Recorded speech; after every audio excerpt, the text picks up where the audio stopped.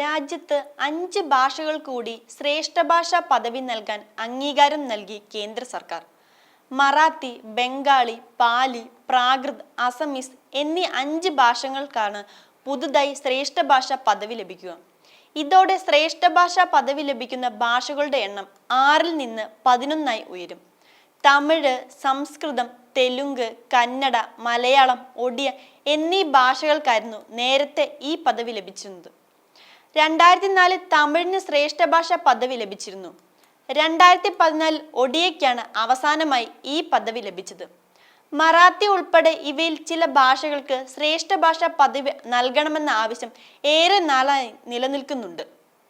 2014 അന്നത്തെ മഹാരാഷ്ട്ര മുഖ്യമന്ത്രിയായിരുന്ന പൃഥ്വിരാജ് ചവാൻ മറാത്തിയെ ശ്രേഷ്ഠ ഭാഷയെ അംഗീകരിക്കുന്നതിനായി ഭാഷാ വിദഗ്ധരുടെ ഒരു കമ്മിറ്റി രൂപീകരിച്ചിരുന്നു.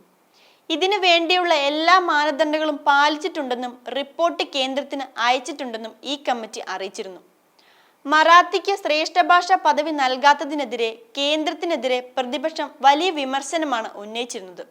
പ്രധാനമന്ത്രി നരേന്ദ്രമോദി ഇക്കാര്യത്തിൽ മറാത്തി ഭാഷയോട് അവഗണനയാണ് കാണിക്കുന്നതെന്ന് കോൺഗ്രസ് ജനറൽ സെക്രട്ടറി ജയറാം രമേശ് അടുത്തിടെ ആരോപിച്ചിരുന്നു. ഈ വീഡിയോ നിങ്ങൾക്ക് ഇഷ്ടമായാൽ ലൈക്ക് ചെയ്യുക. കൂടുതൽ വീഡിയോകൾക്കായി യോഗനാഥം ന്യൂസ് ചാനൽ സബ്സ്ക്രൈബ് ചെയ്യുക.